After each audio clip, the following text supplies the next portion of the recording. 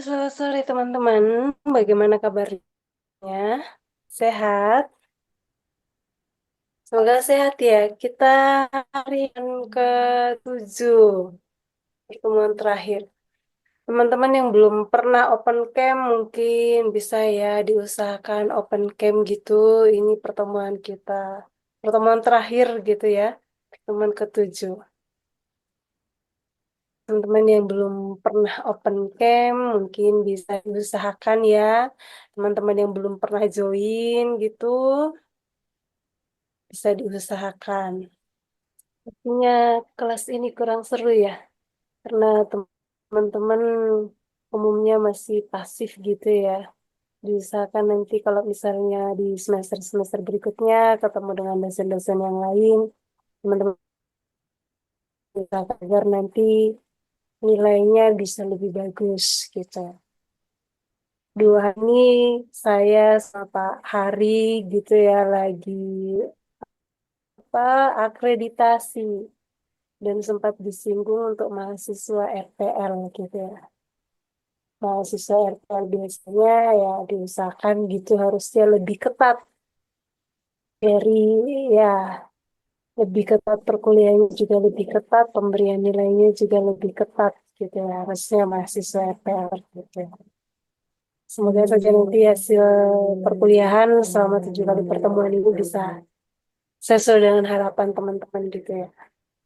Selamat malam, Bu Andriani. Halo, selamat malam. Siapakah itu? Oh, Mbak Dia. Halo, Mbak Dia. Bagaimana kabarnya? Alhamdulillah baik, Bu. Sehat ya, Mbak Dia ya. Bagaimana hari ini, Mbak Dia? Alhamdulillah. Hari ini cukup melelahkan untuk bekerja karena lagi kemarin sibuk apa itu sampai lembur-lembur ngerjain kerjaan kantor. Siap untuk berkomentar hari ini, Mbak Dia ya. Biasanya Pak Hari ngasih, ya Pak Hari suka discuss dengan mahasiswa gitu, sharing-sharing. Ya, meskipun sudah mengumpulkan banyak poin, tapi ya tetap ikut sharing ya teman-teman. Dan teman-teman mungkin masih minim mengumpulkan poin bisa lebih aktif gitu ya. Dan teman-teman yang sudah aktif juga harus tetap aktif gitu ya. Biar kelasnya tetap hidup, gak yang kayak kuburan krik-krik kayak gitu ya. Biar tetap semangat, biar Pak Hari juga semangat ngajarnya gitu. Dan saya juga semangat mantengin teman-teman. Biasa ngantuk kalau teman-teman gak ada yang berkomentar gitu.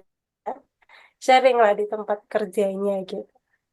Siapa tahu ada yang menarik dan kami sebagai pengajar gitu, sebagai dosen juga bisa sharing ke adik-adik kelasnya yang reguler, dijadikan contoh gitu. Dan mungkin saja mereka tertarik entah itu di tempat kerjanya teman-teman atau mungkin bisnisnya teman-teman.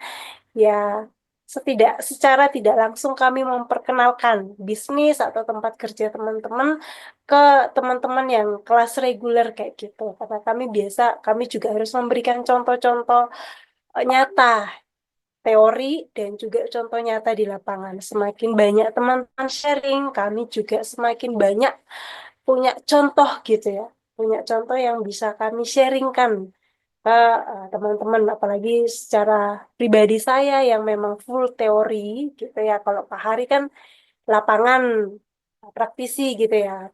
Bisa terjun ke lapangan kalau saya full teori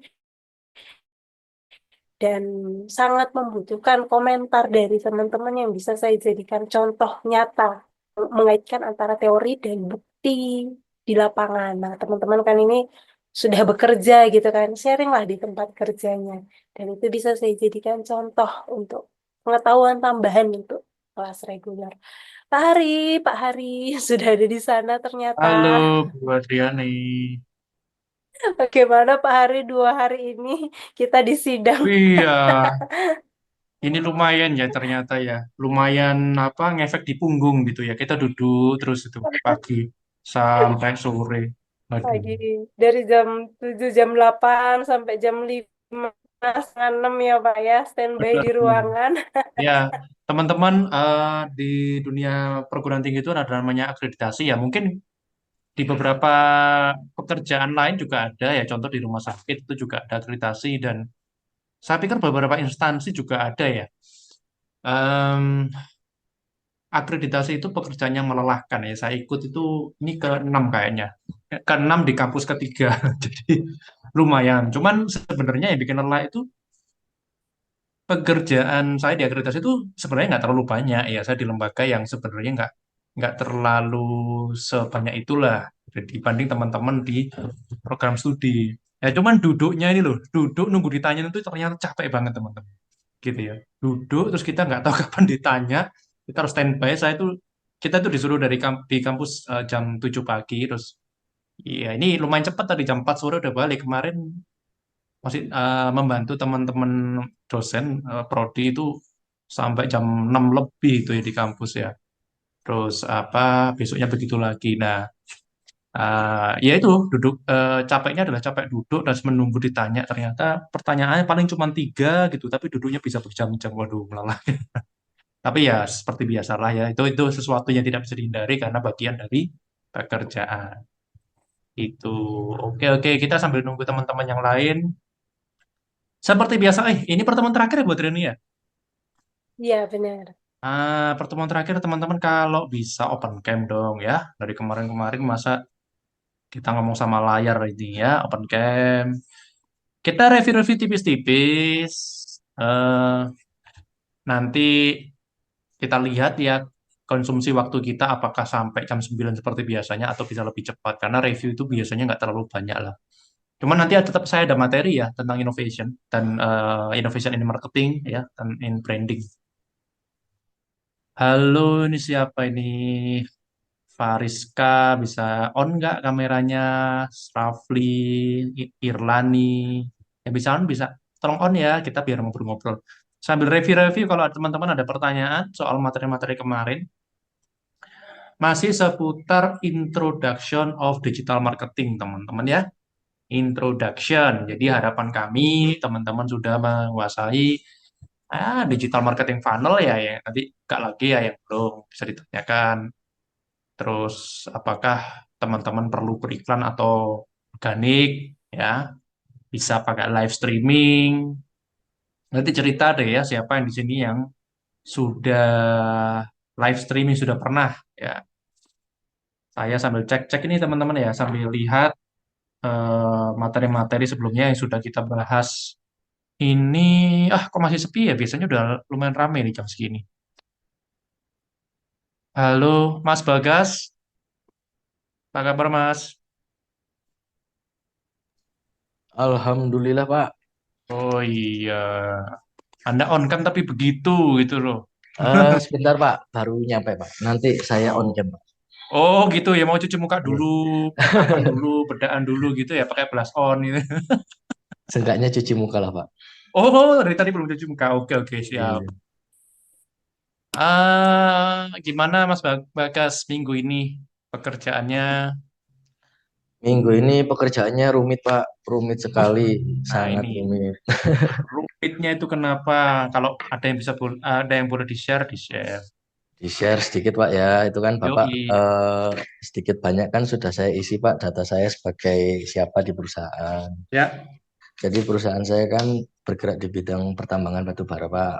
Mm-mm, mm-mm. Nah, kemarin ini masih ada kendala kita di non teknis lah Pak untuk terkait apa hubungan kerja terkait dengan Pertamina ini kerjasamanya belum ada apa ya, belum ada kesepakatan yang pasti gitu loh Pak untuk bisa bekerja di objek vital nasional. Jadi ini masih kita cari untuk solusi-solusi terbaik lah biar bisa operasional tetap berjalan normal gitu sih Oke. Pak. Gitu itu eh, kalau dalam kondisi seperti itu tuh apa yang Mas dan teman-teman lakukan biasanya? Kalau ini kan secara secara apa Pak ya, secara manajerial itu kan urusannya manajemen top lah Pak ya. Jadi sekelas saya ke atas itu ngurusi seperti ini mungkin dari sisi lobbynya, terus terkait persyaratan izin-izin ini kan memang harus sesuai prosedur undang-undang sama ketentuan kementerian. Jadi kita masih coba lobby untuk ke pihak sebelah itu untuk memberi toleransi sedikit lah Pak. Kalau misalnya ada persyaratan yang misalnya harus dipenuhi, tapi jangka waktunya untuk kepengurusan ini kan terlalu lama. Jadi ini masuk juga di mata kuliahnya Pak Hari ini kan terkait namanya marketing ini kan ya orang dalam, ya lobbynya, ya apapun itulah Pak, kita halalkan untuk bisa berjalan semuanya Pak. Oke, menarik ya. Ini ya, saya pikir dunia industri ini kadang-kadang abstrak gitu ya. Kalau saya itu berada di dua dunia ya, ini Bu Adriani bersama-sama saya di dunia akademis, kemudian di dunia industri. Akademis seperti yang kami lalui, saya dan Bu Adriani lalui 2 hari ini, dan ya ini bukan pertama kali buat kita ya, kita kan lintas prodi itu selalu ada akreditasi. Itu yang mungkin melelahkan adalah ketika kita berbenturan dengan sisi administrasi ya, semua harus tercatat. Seperti prinsip ISO lah, catat apa yang Anda lakukan, lakukan yang sudah Anda catat ini. Secara sederhana kan begitu. Tapi secara penjabarannya itu rumit sekali ya. Bahkan kalau dulu saya sangat aktif terlibat di program studi sebelum di Asia ya, itu memang ya begadang, benar-benar begadang. Cuman kalau di industri kadang-kadang administrasi juga ribet, eh, ditambah lagi dengan apa ya, tantangan-tantangan yang ada ya, dinamika yang ada gitu ya. Jadi ya kita berusaha menikmati, tapi seringkali memang kadang-kadang sangat tidak jelas itu loh. Kayak besok itu apa yang terjadi kita itu nggak tahu sebenarnya. Ya, dan ya tadi saya ngobrol-ngobrol dengan beberapa teman yang juga pelaku usaha. Ya, pengambilan risiko itu salah satu senjata sebenarnya teman-teman. Ketika orang lain tidak berani ambil risiko, kita ambil risiko. Oke, siapa lagi? Mas Adi Prastia, gimana minggu ini kerjaannya? Silakan cerita Mas. Selamat malam. Untuk pekerjaan minggu ini lancar sih Pak, nggak ada kendala, masih lancar. Oh, apa maksud tantangan terberat yang Mas pernah hadapi dalam fase berkarir itu apa? Boleh kalau boleh cerita. Ya sih Pak, saya cuma ngikutin alurnya aja sih Pak. Ngikutin alur, apakah yang Anda kerjakan sekarang itu benar-benar sesuai dengan yang dulu Anda harapkan atau sesuai dengan cita-cita atau Anda sempat belok itu? Boleh sharing dong. Dulu sih cita-cita saya nggak apa ya di bidang kopi, dulu itu di bagian teknologi, tapi ya adalah rezekinya di sini. Tuh. Ibarat dulu kerja di kopi itu cuman buat batu loncatan, tapi udah tahu-tahu udah berjalan 5 tahun aja sih Pak. Ya, 5 tahun lumayan ya.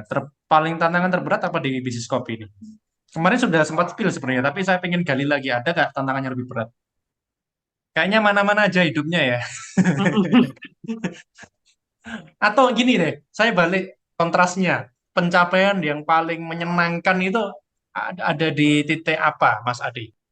Target sih Pak, saya cuman tadi target ya kalau di sini itu target maksimal 3.000 ton kopi pembelian dan kita setiap tahun lebih dari 3.000. Boleh bagi tips, triknya dong, kok bisa mencapai target itu gimana? Ini teman-teman biar tahu juga apa yang dilakukan gitu. Kalau di sini tuh udah apa ya, menang nama aja sih Pak. Soalnya dulu di gudang saya itu dikenalnya sebagai kapal api grup. Jadi orang-orang supplier itu udah nyaman aja ngirim ke tempat kita. Oh ya, balik lagi ya sebenarnya.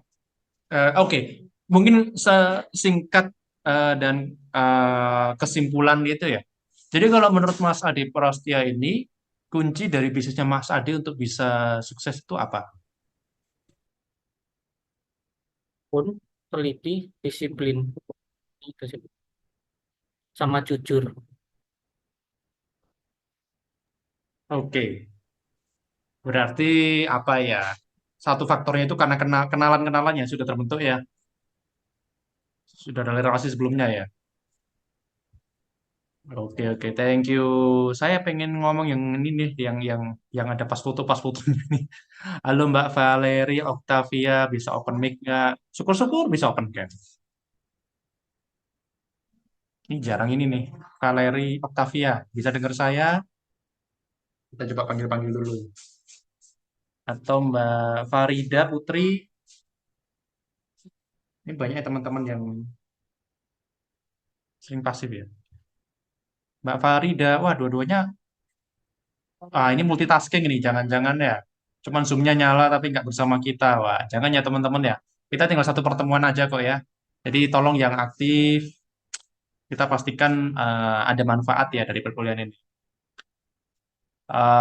Oke, nanti kita sambung lagi ngobrol-ngobrol ya. Tapi saya mau buka dengan begini ya, pengalaman saya di dunia bisnis, spesifik ke marketing, lebih spesifik lagi micro spesifiknya di digital marketing. Begini teman-teman, saya pada dasarnya suka sama marketing ya, pada dasarnya ya. Tapi saya juga suka dunia finance, dunia investment dari dulu. Saya juga suka dunia saham dan saya sampai sekarang masih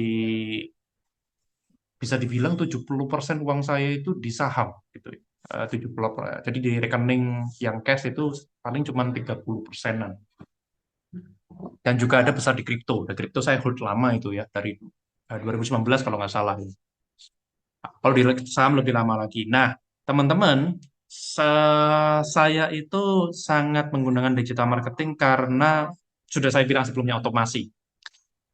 Awalnya 2017, sebentar sorry, 2017.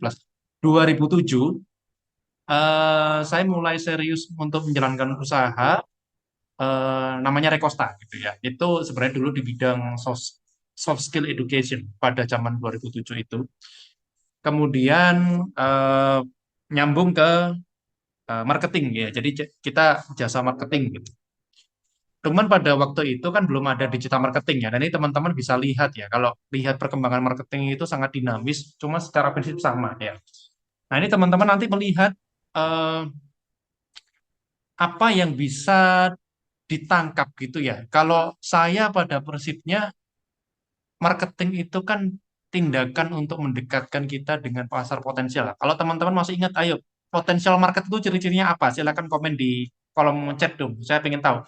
Potensial customer atau potensial buyer itu ciri-cirinya apa? Waktu itu saya sebutkan beberapa poin. Kalau yang bisa, ini kita kasih poin buat Triani. Silakan di kolom chat atau open mic juga boleh. Saya kasih waktu sebentar. Izin jawab Pak Ari. Oh, boleh, boleh langsung ya. Eh, Potensial customer Pak ya. Kemarin kalau misalnya nggak salah ada 5 ciri-cirinya.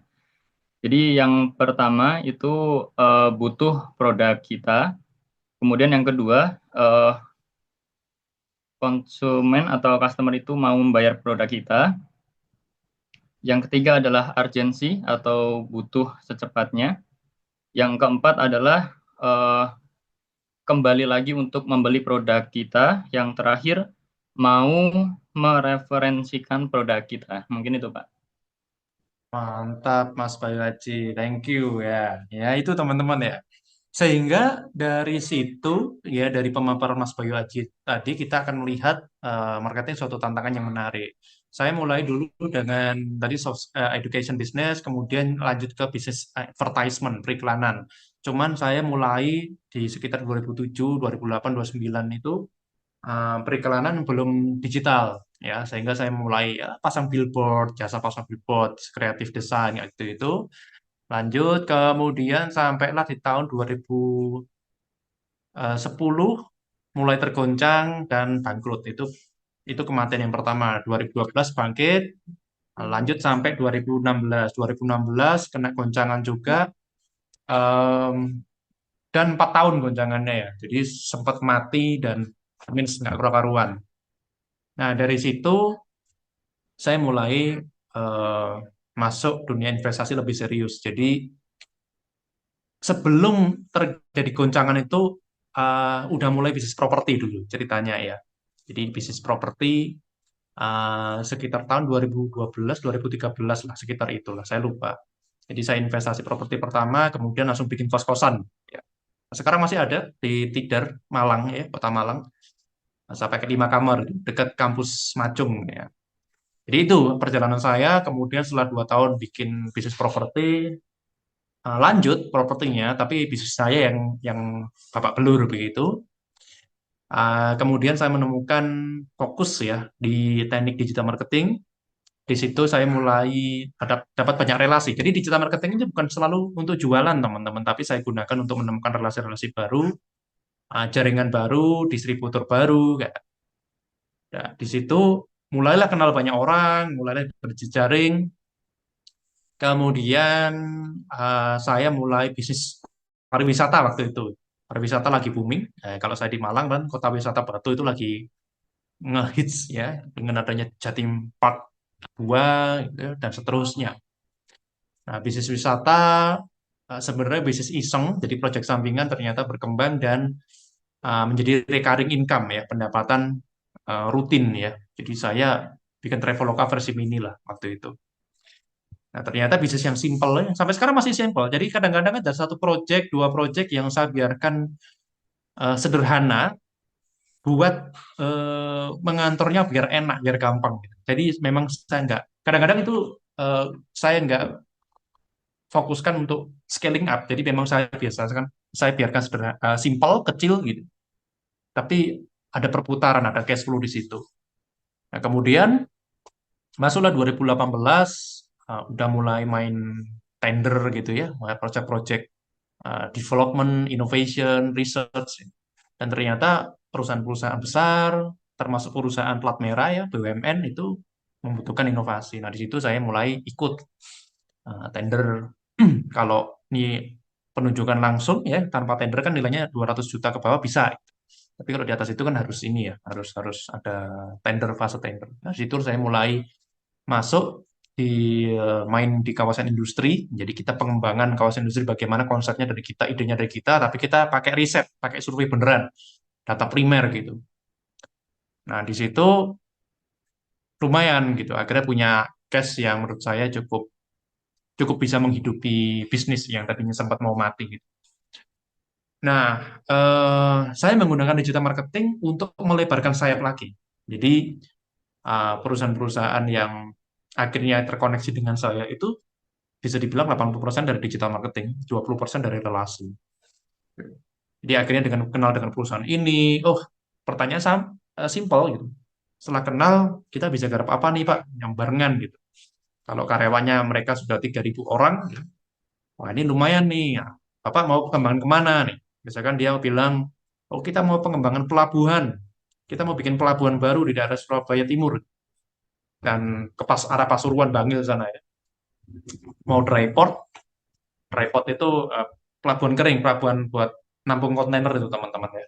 Sampai ke arah pesisir sana, ya daerah situ Bondo. Nah, itu yang saya bikin analisanya teman-teman.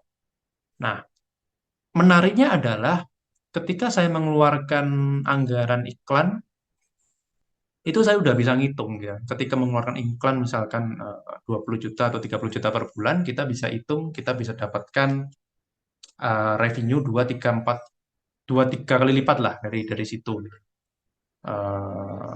Sorry.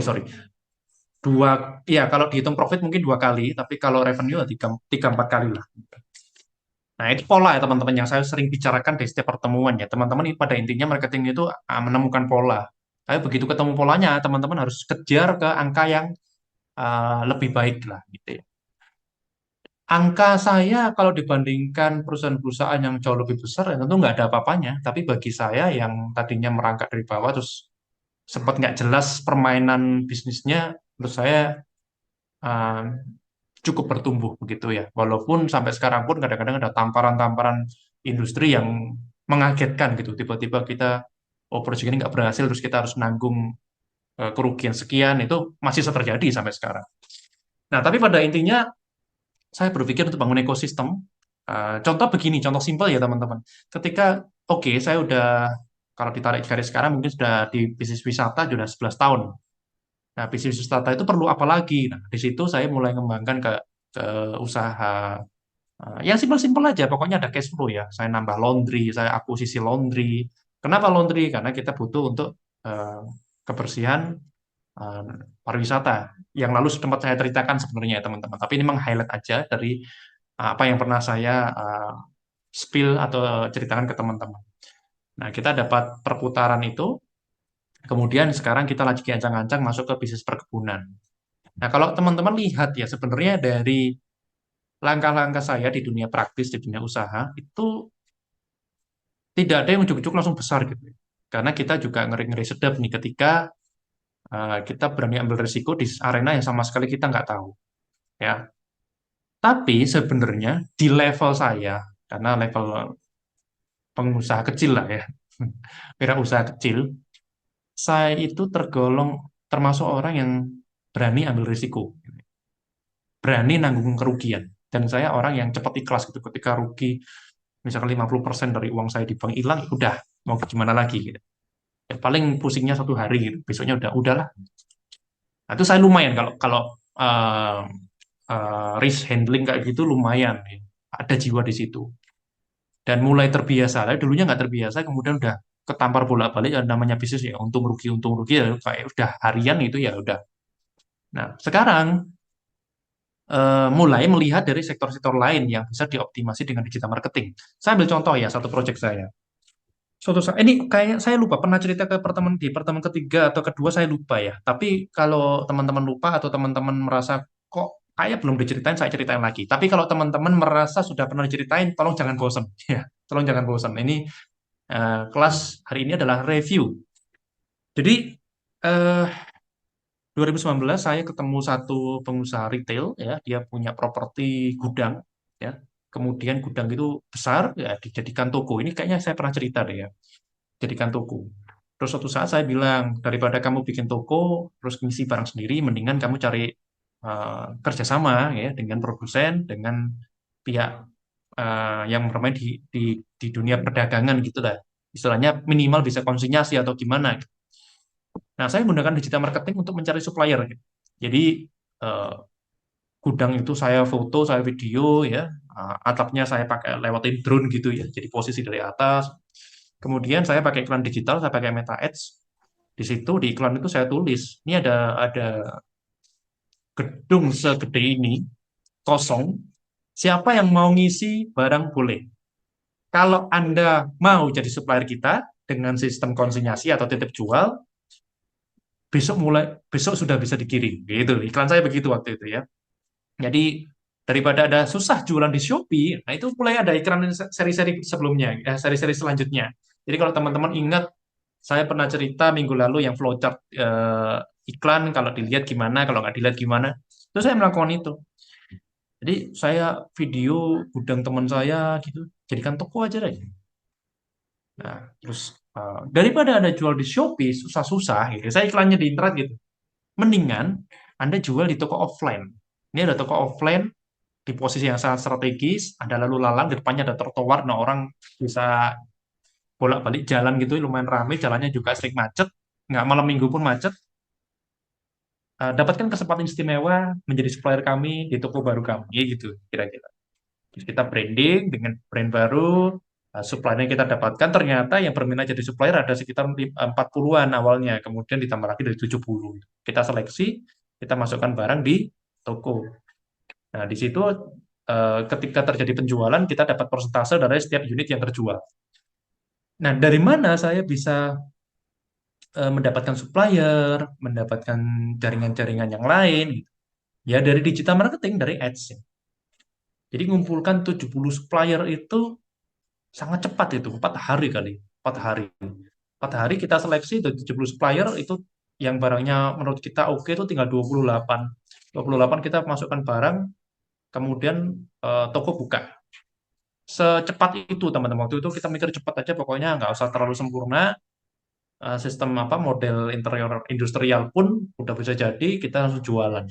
Jadi kalau teman-teman perhatikan, digital marketing ala saya itu sebenarnya nggak selalu kita full digital. Jasanya online, kemudian jual kirimnya secara online. Enggak, kadang-kadang kita dapatkan supplier, dapatkan mitra, dapatkan investor franchise itu juga bisa pakai digital marketing. Oke, saya mau bahas materi kita malam hari ini. Nanti seperti biasa teman-teman bisa bercerita, menanggapi. Saya mau pengen bahas mengenai masalah innovation ya, teman-teman. Karena innovation ini menjadi salah satu topik yang lagi hot dan apa? Ya sering tadi saya cerita, saya dapat beberapa project. Itu projectnya adalah bagaimana menciptakan inovasi dalam perusahaan.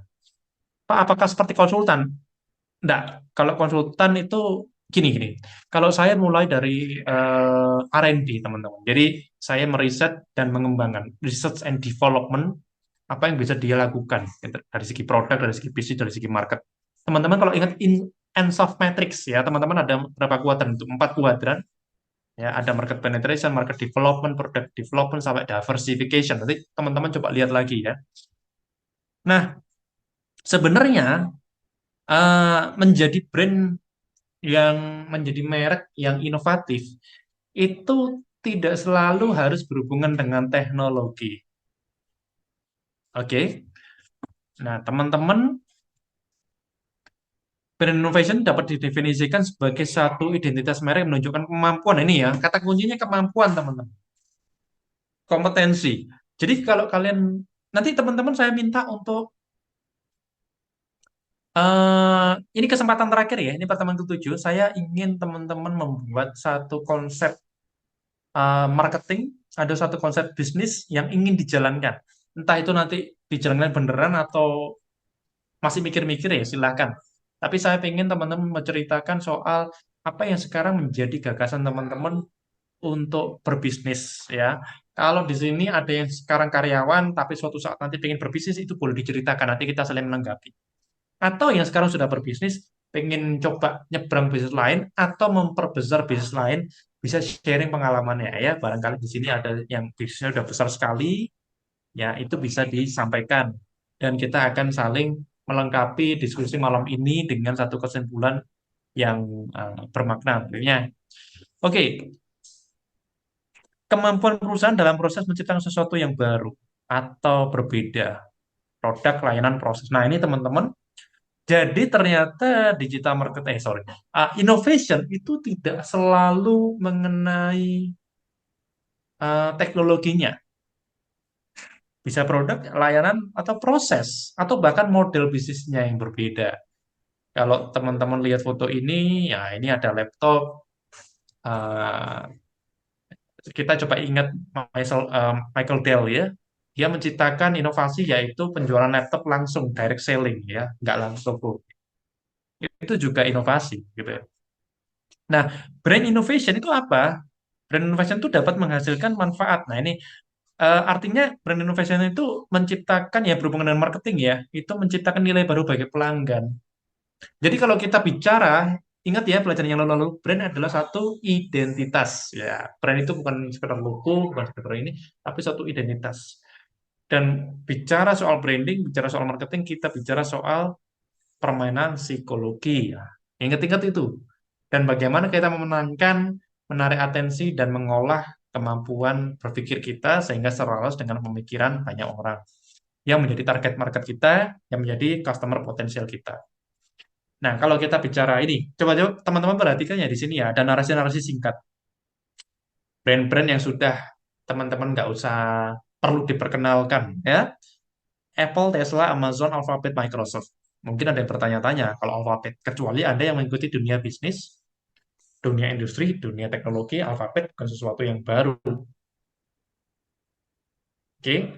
Tapi kalau kita bicara Alphabet, sebenarnya produknya kita semua pakai. Alphabet adalah perusahaan indukan dari Google ya.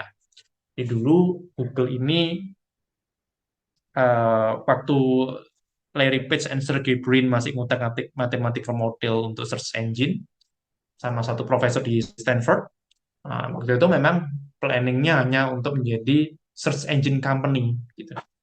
Nah belakangan berkembang menjadi holding, menjadi perusahaan yang sangat besar dan unit bisnisnya jadi macam-macam gitu. Maka perlu dinaungi dengan nama perusahaan yang baru karena Google terlalu kuat asosiasinya dengan search engine. Padahal perusahaan Google itu sendiri, itu menurut saya sudah lebih ke arah perusahaan investasi.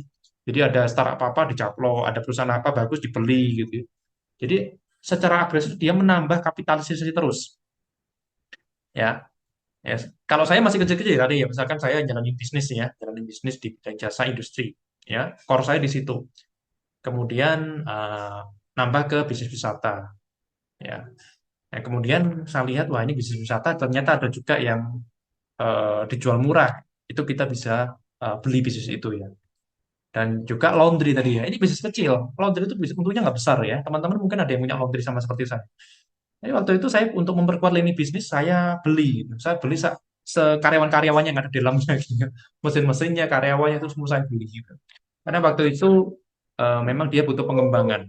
Ini saya janjikan ke pemilik yang lama, tetap saya kasih saham, tapi saya bilang saya punya jaringan kuat di dunia pariwisata. Saya harapannya kalau kamu punya mesin mesin cuci dan mesin pengering yang cukup mumpuni, kamu bisa eh, juga melayani hotel-hotel besar di Kota Batu gitu. Malah pelanggan kita Jatim Park gitu-gitu. Jadi ini lumayan gitu teman-teman ya. Nah, ini akuisisi, ya akuisisi. Ya, tidak selalu harus besar teman-teman ya.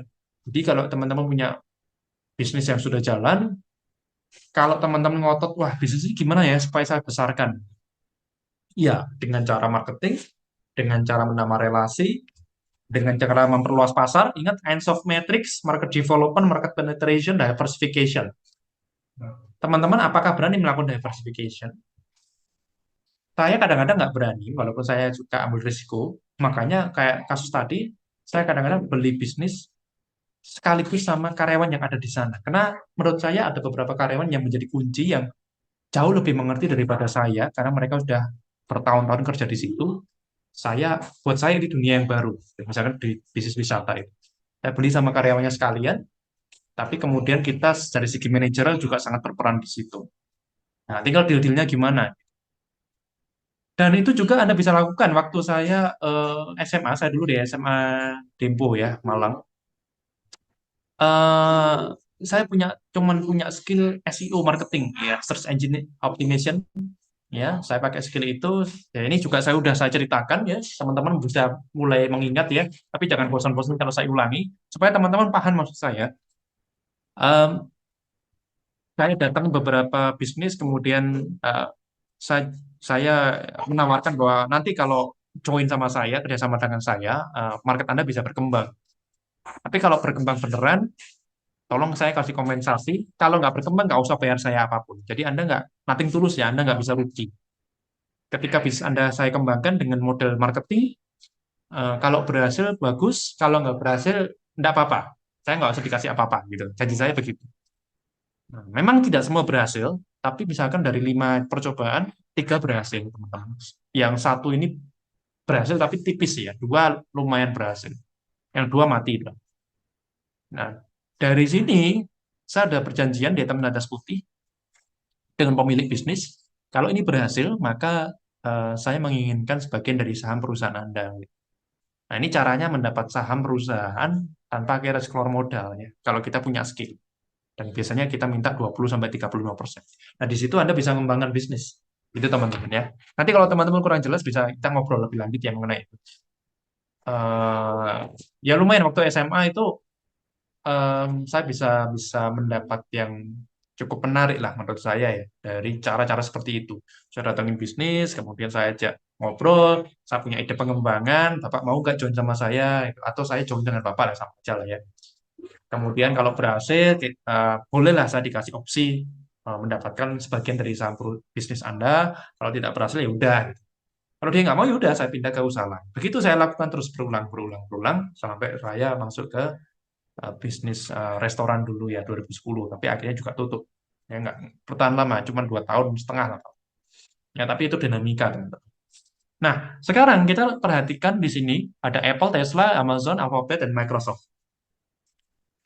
Kita bicara inovasi, kita lihat apa yang mereka lakukan. Saya kasih waktu sebentar untuk membaca dan menyimpulkan apa yang menjadi poin dari inovasi mereka. Coba kita cari, ambil waktu sebentar ya. Oke, coba kita perhatikan ya. Apple berfokus pada desain pengalaman pengguna. Nah, teman-teman ini lagi rame ya kasus soal iPhone ya, iPhone 16 yang nggak bisa masuk Indonesia karena masalah TKDN. Ya. Bagi teman-teman yang mungkin belum pernah berkecimpung di dunia eh, industri dan mengurusi procurement gitu ya, mengurusi pengadaan barang dan jasa, atau saya pikir teman-teman di sini juga banyak yang sudah berkecimpung di dunia proyek ya, pernah ikut tender gitu ya, pernah ikut lelang pengadaan barang dan jasa. TKDN bukan barang asing ya. Tapi kalau yang belum mengerti, memang pemerintah kita tuh mensyaratkan perusahaan yang beredar barangnya di Indonesia, terutama perusahaan-perusahaan besar dan perusahaan-perusahaan yang ikut proyek-proyek besar atau yang proyek-proyek kecil juga sama juga sih. Ada persyaratan yang namanya TKDN, jadi komponen dalam negeri. Nah, ini mensyaratkan biasanya ada minimalnya ya. Jadi tidak boleh dalam membuat produk itu terlalu mengandalkan komponen dari luar negeri. Tidak boleh terlalu banyak impor. Harus melibatkan dalam negeri juga. Terkait masalah SDM, terkait masalah raw material, ya, terkait masalah bahan baku yang lain. Sehingga diupayakan banyak kandungan-kandungan dari dalam negeri. Jadi apalagi kalau 100% produknya dari impor itu tidak boleh begitu ya untuk produk-produk yang di skala tertentu atau di proyek tertentu gitu ya. Ada di skala proyek tertentu itu tidak boleh. Nah, caranya gimana ya? Caranya supaya nilai dominasi impornya itu tidak terlalu tinggi, maka mungkin yang merakit adalah orang-orang Indonesia gitu ya. Pabriknya di Indonesia, bahan bakunya ambil sebagian dari Indonesia, teknologi boleh ambil dari luar negeri nggak apa-apa. Tapi diatur supaya asingnya itu tidak terlalu dominan gitu. Nah, kita kembali lagi ke topik ini ya. Apple fokus pada desain pengalaman pengguna. Tesla pionir dalam bidang kendaraan listrik, inovasi teknologi kendaraan listrik, bla bla bla, mengembangkan fitur-fitur baru dapat meningkatkan keselamatan dan kenyamanan berkendara. Amazon, ya, punyanya Jeff Bezos. Sebenarnya Jeff Bezos itu sahamnya relatif kecil sekarang di Amazon ya, cuma dia founder yang luar biasa visinya ya. eh Dia bikin AI. Ya, siapa sih yang sekarang perusahaan besar nggak bikin AI ya? Paling nggak mereka terlibat dalam pengembangan AI atau menggunakan AI banyak. Nah, kalau teman-teman perhatikan di sini kata-kata yang sering muncul itu adalah untuk kebutuhan pelanggan, keselamatan dan kenyamanan berkendara, yaitu untuk pelanggan juga. Kemudian ini ya mengembangkan layanan. Nah, ini muncul kata layanan, layanan pengiriman yang lebih cepat, balik lagi untuk pelanggan. Alphabet, ya, apa, perusahaan induk Google juga mengembangkan model bisnisnya seperti mengembangkan layanan, kembali ke layanan. Microsoft, ya, yang foundernya Paul Allen and Bill Gates, itu juga muncul kata-kata pelayanan. Jadi sebenarnya teman-teman, inovasi itu nggak usah terlalu dipusingkan mikir yang harus high-tech, eh, artificial intelligence, blockchain ya. Kadang-kadang kita berpikir bahwa sebenarnya ngapain sih kita membangun teknologi segila, sedahsyat itu? Sebenarnya balik lagi untuk kenyamanan pelanggan ya, untuk memahami pelanggan gitu ya. Nah, ini teman-teman ya. Sehingga inovasi yang terjadi, nah ini kalau ngomong marketing, karena begini teman-teman, inovasi ini akan menarik perhatian banyak orang. Inovasi akan menentukan siapa diri kita. Maka kalau Anda cukup inovatif, biasanya akan sangat terbantu dalam hal marketing. Ya, ini bisa produk, service, proses, and business model. Mengembangkan model bisnis baru yang lebih inovatif. Ya, kalau Anda melihat paling gampang dan paling fenomenal di Indonesia, salah satunya adalah Gojek. Pada waktu itu, ride handling belum terkenal, kemudian orang pesan akomodasi via app. Ya, sebenarnya sebelumnya juga ada Uber kan, masuk Indonesia dulu. Ya. Tapi itu satu model bisnis yang inovatif. Ya, maka kita bicara intro digital marketing, sebenarnya harus memahami landscape dari bisnis itu sendiri. Gitu ya.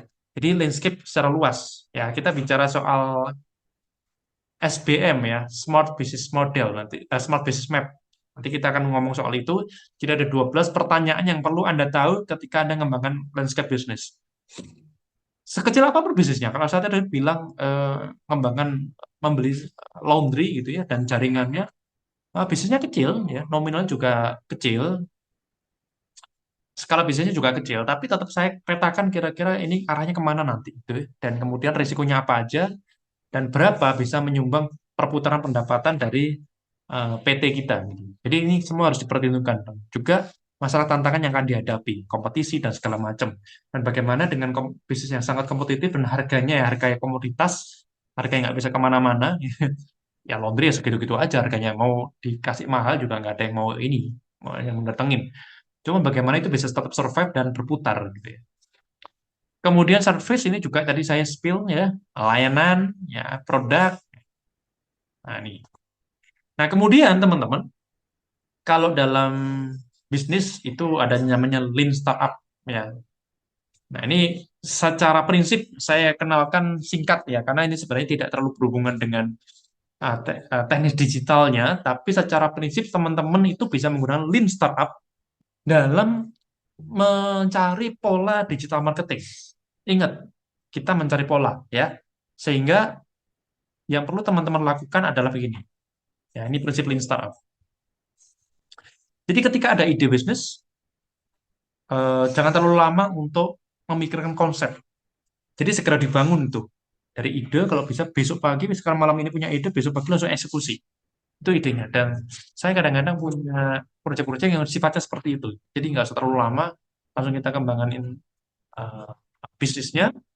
Kemudian code ini, ya kalau di app mungkin ya coding gitu ya, kita pakai bahasa pemrograman ya. Tapi kalau dalam konteks bisnis yang luas, code ini adalah mengembangkan fitur-fitur yang akan dibutuhkan, yang akan digunakan untuk menarik atensi market. Jadi di program begitu ya, kira-kira bisnis ini mau kemana. Dan juga tidak terlalu lama. Karena kenapa bisnis ini akan segera diukur, di measure. Diukur respon marketnya bagaimana, ya. Kemudian nanti feedbacknya market gimana, apakah banyak yang maki-maki, apakah banyak pujian, ataukah banyak kritikan, itu semua harus diukur suksesnya dari feedback. Jadi bayangkan punya punya bisnis atau punya produk lah ya, kita ngomong produk dulu deh, jangan bisnis ya. Kalau punya ide, punya konsep, segera dibangun, diatur fiturnya, ya fitur-fitur utama yang perlu dimasukkan dalam produk itu, kemudian dilempar ke market. Kita lihat tanggapannya market gimana. Kalau banyak cemoohan ya nggak apa-apa, terima aja. Kalau saya biasanya malah ada produk, ada barang atau jasa gitu ya. Kemudian saya lempar ke market, kemudian kita bikin giveaway. Ya ini semoga juga udah pernah saya ceritakan ya, giveaway untuk mengkritik atau memberi saran yang membangun. Kritiknya juga harus membangun ya. Nanti saran dan kritik terbaik biasanya kita kasih hadiah e-wallet gitu. Jadi kita bikin kompetisi termasuk program marketing, biaya marketing, ada marketing cost di situ, ada biaya marketing di situ untuk giveaway. Tapi dari giveaway itu saya mendapatkan banyak sekali saran yang sangat luar biasa dari market. Jangan dari otak kita sendiri, nggak akan nututi. Gitu. Nah, itu menjadi data. Dari temuan kita menjadi data, oh oke, kita harus begini, ini yang tidak boleh kita lakukan, ini orang saya pikir suka, ternyata tidak suka, gitu ya. Dan akhirnya jadi new knowledge, ya, menjadi pembelajaran baru. Berputar lagi menjadi ide. Jadi pembelajaran baru ini masuk lagi. Begitu terus ya, ada loop di situ, pembelajaran di situ. Nah, prinsip ini teman-teman sangat bagus dan juga Anda bisa gunakan untuk personal gitu ya. Ide, oke, saya besok mau mengembangkan diri di bidang apa? Segera bangun kemampuan Anda, entah beli buku, ikut seminar ya, eksperimen gitu. Kemudian Anda lengkapi dengan kira-kira fitur apa dalam diri yang perlu diinstal, yang perlu dilengkapi. Misalkan dari pengembang diri, oke, saya ingin menjadi seorang profesional, ya, seorang manajer ya. Anda bangun kemampuan manajer itu apa aja. Kemudian Anda tambahkan fiturnya. Oh, manajer itu bisa, ini contoh ya, fitur untuk diri ya, ini analoginya ya. Manajer itu bisa berkomunikasi dengan baik dalam konteks dalam public speaking misalkan ya. Manajer bisa bernegosiasi, manajer bisa mimpi, manajer bisa kreatif, manajer bisa mendamaikan orang lagi berantem, manajer bisa project management. Nah, itu fitur-fitur yang ada dalam diri. Nah, kemudian langsung diukur. Ukurnya gimana? Ya, Anda harus bikin project, Anda harus kerja sama orang. Kerja sama orang bukan berarti harus melamar pekerjaan, tapi bisa kayak sama temen, yuk kita kolaborasi. Kayak tadi saya cerita ya, ada restoran, saya bilang, oh ini restorannya bagus, makanannya enak, kenapa kok sepi? Kita coba, Pak, kolaborasi boleh. Kalau saya bikin ini rame, nanti saya boleh dapat saham, kalau boleh ya. Kalau nggak ada efeknya, ya sudah. Ya saya tidak perlu dibayar gitu. Itu namanya segera untuk eh, mengukur kemampuan gitu teman-teman. Nah dari situ kita dapat data. Data itu apa? Oke, kalau saya melakukan ini ada dampaknya peningkatan 10%. Kalau saya melakukan ini 50%. Kalau saya melakukan ini malah minus 20% misalkan. Semua ada angkanya. Jadi kita take action itu ada angkanya. Dari angka-angka itu jadi big data buat kita sendiri. Jadi saya bisa mengukur apa yang bisa saya tingkatkan, apa yang harus saya tinggalkan. Ya, kemudian saya pelajari ilmunya apa sih sebenarnya dari semua itu. Oh, ilmunya adalah uh, multitasking, sorry, multi problem solving gitu ya, misalkan ya. Jadi kita harus problem solving banyak hal, fast decision, evaluasi, risk mitigation dan lain sebagainya. Oke, sehingga saya berinvestasi pada knowledge yang harus saya bangun. Muncul lagi ideas di sini, muter terus. Ini lean startup, teman-teman. Secara singkat apa sih Pak lean startup ini? Teman-teman bisa baca bukunya All Right, ini ya, teman-teman ya. Eric Rice, All Rice itu Presiden US. Eh, Eric Rice ini udah lama sekali bukunya, teman-teman. Saya pikir bajakannya juga ada di Shopee, ya.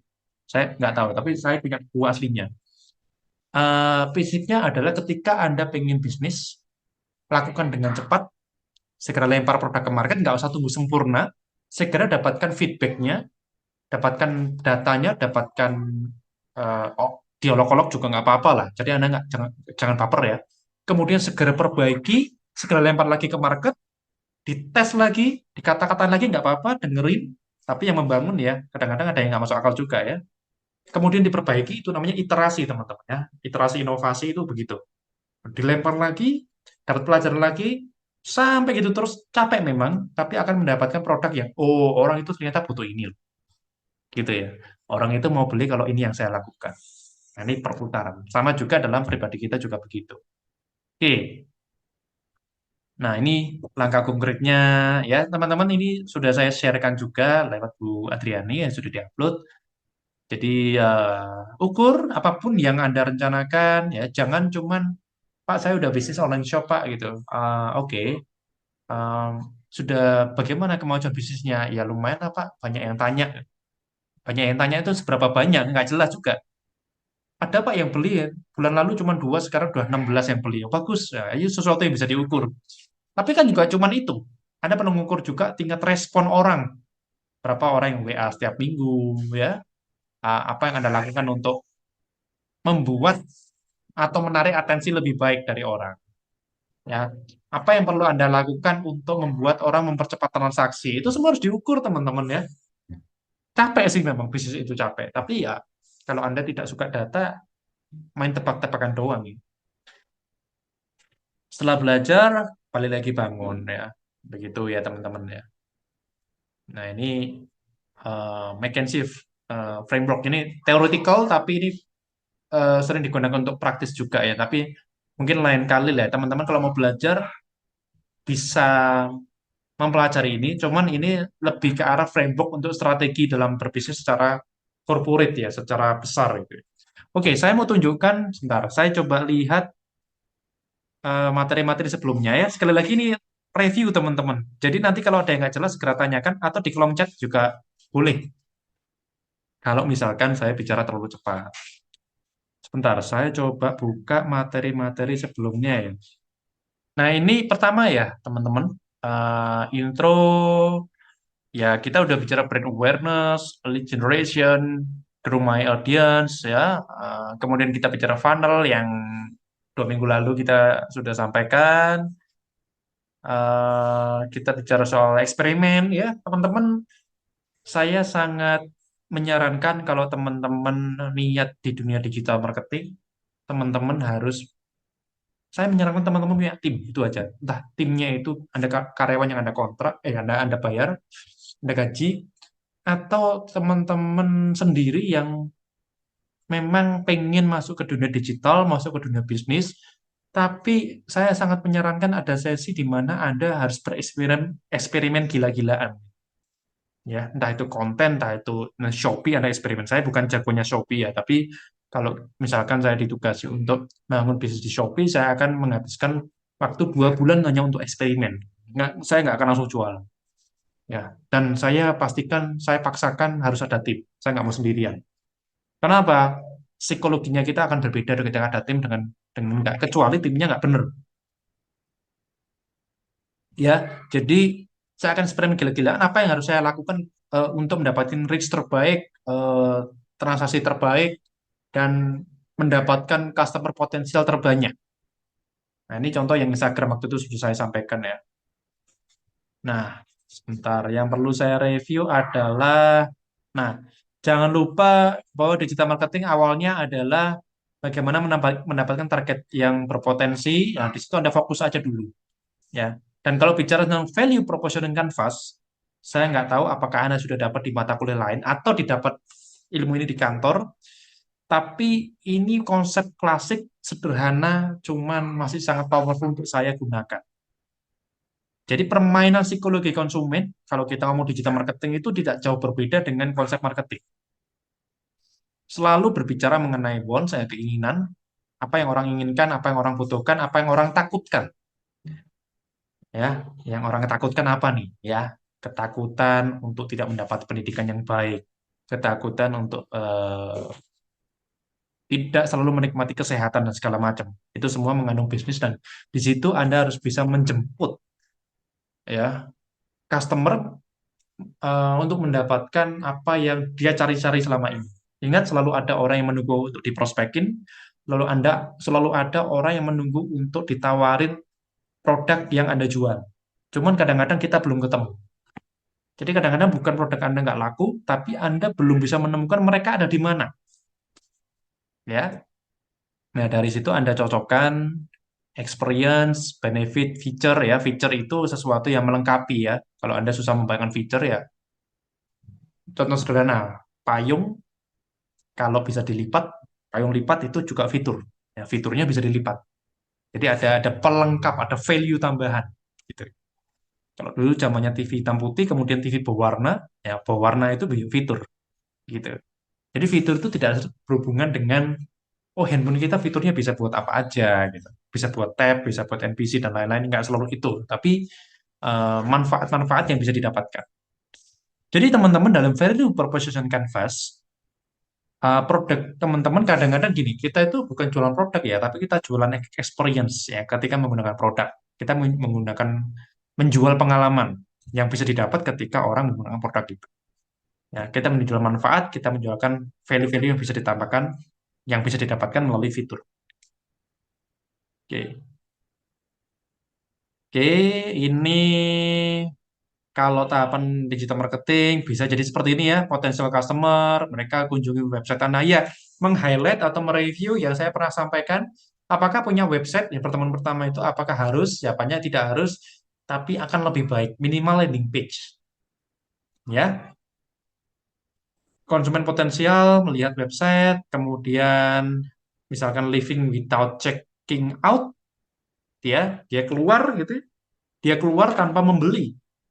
Kemudian dia berselancar di internet, tiba-tiba ada iklan yang berhubungan dengan website yang dia kunjungi tadi, ya itu yang dinamakan retargeting, kayak dikejar terus ya, cari tiket Surabaya Balikpapan ya, wah nggak cocok harganya, buka web apapun kejar terus iklan Surabaya Balikpapan gini murah di Traveloka gitu ya.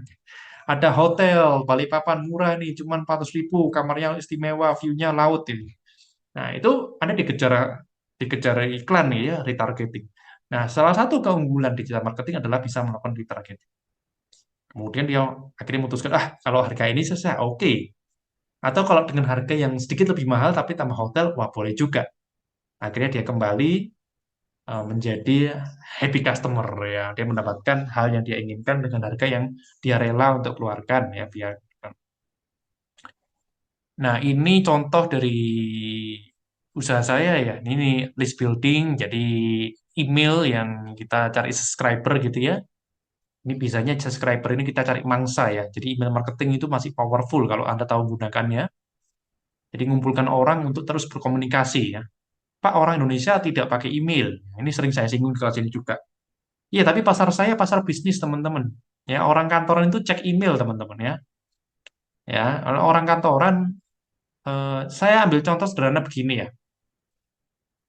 Kalau Anda misalkan kerja di satu hotel, ya, kemudian ini contoh aja ya. Kalau hotel Anda sepi, ya, hotel Anda sepi, terus Anda dikasih tugas sama manajemen, gimana caranya biar dapat penghasilan tambahan, ya, karena okupansi rate kita rendah, ya. Jadi keterisian kamar hotel itu rendah. Nah, gimana caranya biar kita bisa survive, kita gaji-gaji karyawan dan lain-lain. Teman-teman bikin paket eh, meeting room ya, meeting room udah lengkap dengan semua fasilitasnya, ada makanannya, ada LCD-nya yang lumayan oke, ada LCD-nya juga ya. Sorry, layar LCD dan juga proyektor. Sorry, nah, saya tadi ngomongnya salah ya. Proyektor buat presentasi, kemudian ada beberapa LCD di situ dan pointer ya, peralatan-peralatan untuk meeting lah ya. Dan Anda sewakan dengan harga yang sangat bersahabat untuk kantor-kantor ya. Nah, di situ Anda kasih bonus berupa snack ya, per pack-nya berapa gitu ya misalkan ya. Berapa pack ya misalkan 10 pack pertama gratis ya, misalkan begitu. Nah, kemudian Anda digitalkan, kemudian Anda main pakai email marketing. Jadi prosesnya begini. Iklan sosial media diklik masuk ke landing page atau masuk ke website. Setelah masuk ke website untuk mendapatkan katalog atau mendapatkan brosur, harus isi form. Ini cara klasik ya. Isi form, kemudian baru download. Nah, karena Anda sudah mendapatkan datanya sangat banyak, orang yang isi form, Anda bisa melakukan email blast, email broadcast. Nah, kalau Anda tawarkan, ya, target market Anda untuk meeting room itu kan perusahaan-perusahaan. Ya, perusahaan-perusahaan. Dan pertanyaannya, siapa target market Anda gitu. Target marketnya perusahaan, oke. Yang lihat iklan Anda itu biasanya siapa pertanyaannya? Atau yang lihat penawaran Anda, atau yang mencari penawaran Anda siapa? Yang cari penawaran saya adalah orang-orang yang suka meeting, ya. Itu nggak jelas. Itu nggak berpikir ala marketing. Harus spesifik. Orang-orang yang mencari penawaran saya adalah sekretaris perusahaan yang disuruh bosnya cari meeting room. Itu spesifik. Nah, sehingga masuknya lewat email marketing. Anda dari terkumpulnya data, kemudian ada email broadcast secara reguler, kasih tawaran ke dia. Namanya sekretaris perusahaan, secara organik, secara natural, dia harusnya cek email setiap hari. Karena dalam dunia bisnis, email ini menjadi satu saluran yang penting. Beda cerita dengan personal ya. Personal ada yang pakai, ada yang enggak. Itu sehingga saya sangat penting namanya subscriber, orang-orang yang join newsletter atau paket-paket promo saya di internet atau di email. Oke ya, jadi ada beberapa tahapan, ini saya lewati saja karena nanti jadi panjang ya. Eh, di digital marketing itu ada beberapa tahapan, Anda fokus dulu ke market, kemudian Anda bangun tim untuk mengerti marketnya, kemudian Anda fokus untuk meningkatkan cara penetrasi, dan kemudian baru Anda berpikir boleh ke arah diversification, innovation, dan lain-lain. Begitu, teman-teman. Ya, saya review lagi pertemuan ke berapa ini ya? Saya lupa. Sebentar, 3 kali ya. Bentar, saya coba lihat materi kita yang sudah dibahas ya. Review ya, teman-teman. Sekali lagi ini review. Jadi kalau nanti ada yang tidak mengerti atau saya terlalu cepat, sorry saya ngomongnya agak cepat karena review beberapa hal sekalian ya. Materi konsep iklan digital ini ya, iklan digital mempercepat semuanya, apalagi kalau proses untuk penetrasi market. Kemudian, nah, jadi iklan digital itu bukan cuma jangkauan, bukan cuma berapa kali tayang, tapi Anda juga bisa mempelajari masalah mana ya? Nih, ya. Ini teman-teman ya, targeting ya. Jadi kira-kira target market mana Anda memilih target market, Kemudian, nah, gambarannya seperti ini ya. Jadi kalau Anda ngiklan, kemudian langsung jualan, itu Anda eh, seperti menempatkan orang mau masuk pintu, masuk ke rumah Anda, tiba-tiba ditonjok gitu ya, kaget. Jadi oh, nggak siap gitu. Jadi orang mau lihat sosmed itu mau lihat-lihat, mau ngecek ini, tiba-tiba muncul iklan. Bisa jadi tertarik, tapi mayoritas akan, ah ini apaan sih gitu. Ngerti ya? Bisa jadi tertarik ya. Cocok mungkin orang lagi butuh lah, ini cocok ini. Saya lagi eh, cari laptop, tiba-tiba muncul iklan laptop. Tapi sebagian besar akan ngapain sih gitu. Jadi teman-teman perlu ada tahapan. Anda memasukkan orang ke pintu rumah, kemudian Anda persilakan dia untuk duduk, melihat-lihat dulu ya. Anda tunjukkan garis finish. Nanti kalau kamu di rumah saya, kamu bisa melakukan ini, kamu bisa ngopi bareng, bisa ngobrol-ngobrol, bisa lihat Netflix. Jadi tunjukkan sesuatu yang menyenangkan ketika konsumen Anda berada bersama Anda gitu. Ya, itulah digital marketing, itulah flow-nya ya. Jadi nggak langsung. Nah, kemudian untuk membuat orang nyaman dengan Anda, tentu Anda harus menampilkan atau men-setting value. Bisa informasi, inspirasi, hiburan, edukasi, Anda mendapatkan pertemanan. Kalau bersama kita, Anda gabung dengan komunitas kita, Anda akan mendapatkan akses pertemanan orang-orang yang suka berkebun sama seperti Anda, misalkan. Ya, kita tarik pertemanan. Ya, dan lain-lain ya. Nah, ini beberapa cara untuk mendapatkan atensi di digital marketing. Kata-kata ini biasanya ampuh, teman-teman. Jadi, ini kenapa ada angka orang Indonesia itu, nggak cuma orang Indonesia sebenarnya, orang-orang, kalau kita beriklan itu, ada angka itu kayak menunjukkan satu konsep yang lebih spesifik gitu ya. Misalkan, eh, dapatkan 5 cara terbaik untuk membuat rumah Anda jadi lebih bersih hari ini juga. Jadi ada angka 5-nya itu kan orang jadi, wah dia ada 5 nih, lumayan nih. Atau kalau Anda jual buku deh, gitu ya. Anda jual buku, kemudian 3 jurus menjual franchise dengan cepat. Nah, itu.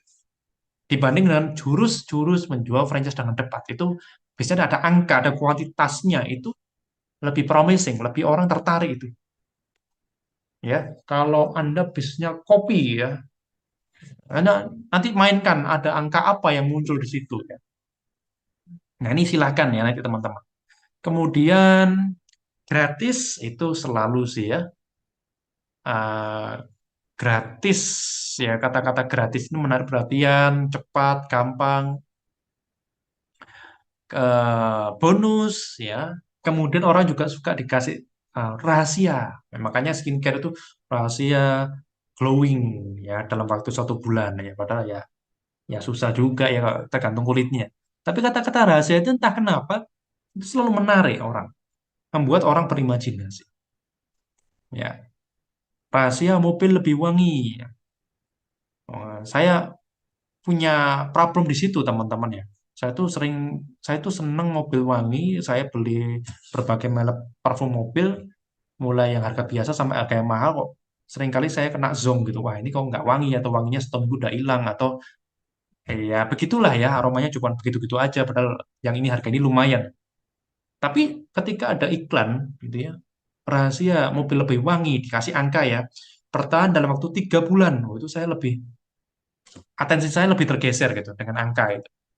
Ya, karena saya dikasih kepastian gitu ya. Walaupun itu cuma iklan, ya biasanya cuma 3 minggu juga hilang juga wanginya. Tapi paling enggak itu menarik perhatian saya, gitu ya. Tips, inspirasi, cara, ya. Nah ini nanti Anda bisa mainkan, download sekarang katalog, download atau masukkan nomor Anda untuk mendapatkan penawaran terbaik kami. Bagi Anda yang memasukkan nomor HP, Anda dapat diskon langsung 40% hari ini. Padahal memang harganya segitu. Nah, tapi ini menarik perhatian teman-teman. Oke? Ya, ini gampang, cepat ya. Ini ini saya selalu pantau kuantitas prospek gitu ya. Seperti ini ya, saya sudah ceritakan juga ada nama, email, nomor WA, saya sensor ya teman-teman.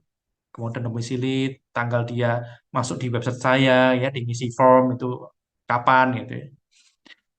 Oke, Nah, teknologi periklanan itu cuma mempercepat, tapi kesuksesan penjualan produk sangat tergantung pada karakter dan kualitas relasi. Jadi teman-teman, perjalanan seorang marketer itu adalah perjalanan untuk memperbaiki kemampuan Anda mendapatkan relasi yang baik ke banyak orang. Ya, itu selalu ingat. Ini kelas intro, memang saya nggak akan bicara sangat teknis lagi, tapi memang akan banyak apa ya? Tadi saya udah ceritakan beberapa konsep dan minggu lalunya lagi juga beberapa konsep teori karena itu mendasari pemikiran kita. Apapun bisnisnya, entah Anda sebagai pengusaha atau yang sekarang kerja di perusahaan, ya, untuk memaksimalkan nilai perusahaan. Begitu, teman-teman ya. Oke, wah saya udah lumayan lama ngomong ya, 1 jam. Jadi, teman-teman, kita akan akhiri dengan diskusi. eh, Apakah teman-teman sudah paham mengenai Ansoff Matrix ya? Saya harap sudah. Tapi kalau belum ada yang belum paham, silahkan sampaikan. Nah, sekarang kita akan break seperti biasa ya. Kita break ini jam 8 kurang seperempat. Ya, kita break 15 menit ya teman-teman ya. Kita break 15 menit. Sekarang saatnya Anda untuk show off ya, bukan show off sih, show up ya, atau Anda menunjukkan lah ya, Anda menunjukkan pemikiran-pemikiran Anda tentang dunia bisnis. Saya minta sekarang adalah waktunya yang kemarin-kemarin merasa kurang maksimal dalam presentasi atau sama sekali belum presentasi, belum opini, kesempatan terakhir the last minute hari ini pertemuan ke-7. Minggu depan udah UAS. UASnya apa akan saya umumkan nanti lewat Bu Adriani ya. Saya belum memutuskan nanti pakai model UAS yang mana, tapi akan saya umumkan beberapa hari kemudian. Ya, mempertimbangkan banyak hal sih teman-teman ya. Jadi, malam ini adalah kesempatan terakhir bagi yang mau sharing. Nah, sharingnya saya kasih beberapa topik. Pilihan ya. Pertama, Anda bisa menceritakan mengenai em, model bisnis atau ide bisnis yang ingin Anda kembangkan ya di masa mendatang ya. Jadi Anda sekarang mungkin sedang karyawan atau sekarang lagi punya bisnis tapi kayak bosen ya, kemudian Anda punya pemikiran konsep bisnis yang baru disertai ya, ingat ya ini kelas digital marketing disertai dengan eksekusi marketingnya gimana. Jadi Anda boleh punya pemikiran liar, Pak, saya ingin bisnis ini model marketingnya kira-kira begini. Nah, jangan ada yang takut atau ragu untuk menceritakan pemikirannya karena nanti kita akan saling memberikan masukan begitu ya teman-teman ya. Jadi konsep bisnis, ide bisnis, termasuk juga konsep marketingnya kira-kira seperti apa. Itu opsi pertama. Oke. Kemudian opsi kedua adalah eh, sepertinya mirip-mirip seperti yang lalu, cuman ini memudahkan aja bagi teman-teman yang melihat ya perusahaan-perusahaan yang ada di luar sana, entah itu perusahaan di tempat Anda kerja sekarang, atau Anda suka brand tertentu. Misalkan tadi saya bicara soal laptop ya, kita ngomong brand Lenovo ya. Anda amati brand Lenovo itu kayaknya akan lebih bagus kalau eksekusi marketingnya begini, Pak. Anda punya ide tertentu untuk mengkoreksi teknik marketing yang sekarang sudah ada. Terserah, Anda bisa bahas Coca-Cola, Anda bisa bahas Samsung, Anda bisa bahas apa ya, eh, merek mobil ya, Toyota gitu ya. Wah, ini model iklannya atau konsep marketingnya kayak nggak oke, Pak. Saya kepikiran kalau jual mobil listrik itu sebaiknya iklannya begini atau teknik marketingnya begini. Itu akan lebih kena. Karena problemnya di Indonesia sendiri, sedikit orang yang masih pakai kendaraan listrik gitu ya. Anda punya gagasan, punya ide, silahkan. Tidak wajib bikin PPT, Anda boleh lakukan gagasan-gagasan dan imajinasi kreatif Anda. Dua ini menantang, yes. Tapi menurut saya Anda mampu karena sudah mahasiswa levelnya ya. Berpikir kreatif, berpikir kritis. Satu, mengenai Anda punya ide bisnis, kalau ada bisa disampaikan dengan konsep marketing. Yang kedua, Anda mengkritisi bisnis yang sudah jalan, yang menurut Anda teknik marketingnya harus diperbaiki atau strategi marketingnya harus dioles sehingga lebih bisa menarik perhatian market. Anda pilih salah satu topik di antara itu. Silakan kalau ada pertanyaan sebelum kita break 15 menit. Kesempatan terakhir ya bagi yang belum segera.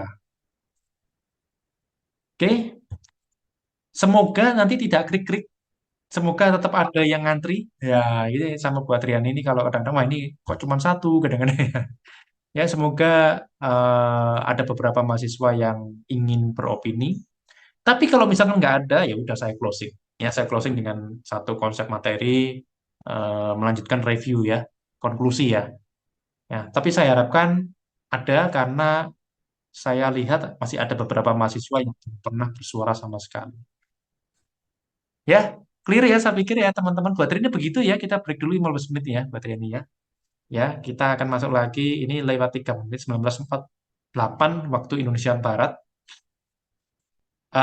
Oke, saya paskan ya, jam 20 lebih 5 menit kita kembali ya, jam 8 lewat 5 menit waktu Indonesia Barat kita akan kembali. Silakan antri di kolom chat seperti biasa, tulis namanya, barangkali teman-teman ingin kalau ingin beropini, sharing, itu tulis nama seperti biasa, nanti kita bahas di setelah jam 8 lewat 5 menit. Begitu? Oke, kita pause dulu, kita ketemu lagi 15 menit kemudian atau jam 8 lebih 5 menit. Terima kasih. Oke, kita kembali lagi. Wah, ini kayaknya udah yakin sama nilai UAS-nya ya. Dan nanti partisipasinya sudah cukup banyak ya. Iya, nah, teman-teman, ini karena nggak ada ya, kita langsung eh, closing ya. Pak, izin Ada? Pak. Gitu dong. Ayo, Mas Bayu Haji. Biasanya menggelegar nih ya ide-idenya. Silakan. Bentar, Pak ya, bentar. Oke.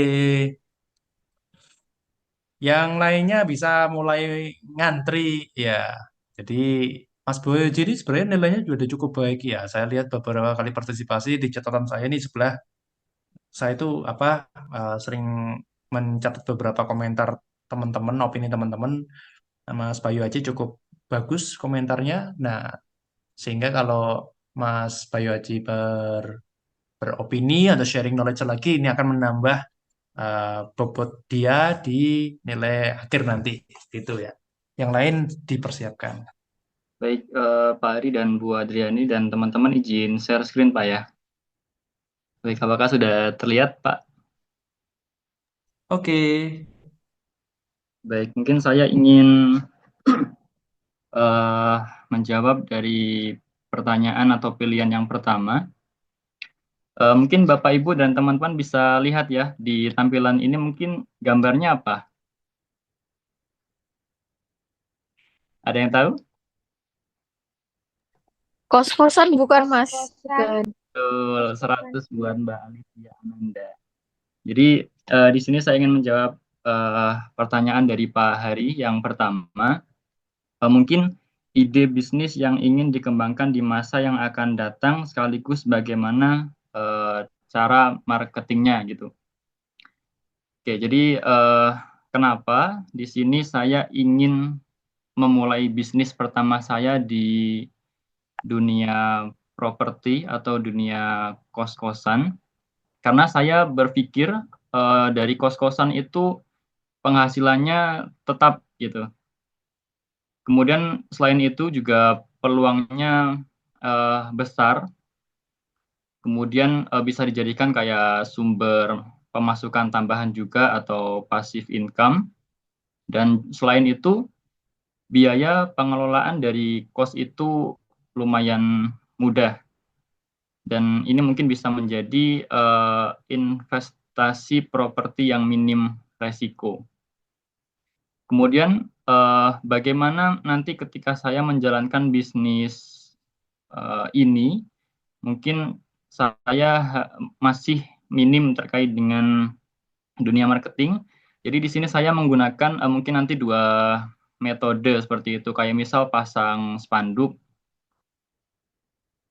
dan yang kedua mungkin dengan memanfaatkan aplikasi pencari kos. Karena kan banyak ya teman-teman ya, sekarang aplikasi kayak cari kos di Google Play Store, itu ada kayak Mami Kos atau kos terdekat, carikos.com kayak gitu. Mungkin itu saja Pak Ari karena waktunya sangat sebentar. Terima kasih. Oke, nanti saya komentari ya terkait kos-kosannya. Karena tadi saya sempat cerita juga, saya dulu bisnisnya kos-kosan juga. Ya. Oh ya, Dan mungkin nanti bisa bagi ilmunya Pak. Kalau misal ada saya, kayak hal-hal yang harus dihindari atau apa itu mungkin bisa di. oke, thank you. Nah, sementara nanti saya hold deh ya komentar saya. Mungkin ada yang lain dulu. Silakan. Thank you Mas Bayu Aji. Ya, sambil menunggu ya, teman-teman. em, Kos-kosan tuh sebenarnya bisnisnya simpel ya, teman-teman kan mayoritas kalau kita bicara landscape strategi itu kita bicara soal lokasi ya. Nah, tapi yang perlu benar-benar kita pikirkan adalah goalnya Anda kemana dulu ya, tujuannya kemana dulu. Kalau sekedar memberikan cash flow atau menjadi Anda bisa survive, eh, mungkin tidak terlalu rumit ya. Tapi kalau Anda benar-benar pengen berpenghasilan cukup baik di situ, artinya punya target penghasilan tertentu, maka Anda harus lihat kuantitas berapa kamar yang harus Anda bikin gitu. Dan kemudian daya beli masyarakat, daya beli target Anda itu di mana. Tapi seringkali kita harus lihat begini, misalkan oke, daya beli target market saya adalah di angka 800.000 per bulan ya, satu kamar kos. Nah, saya itu dulu ketika bikin bisnis kos-kosan itu juga melakukan survei dengan berhadiah giveaway gitu, nggak besar giveaway-nya ya. Tapi saya melakukan survei itu.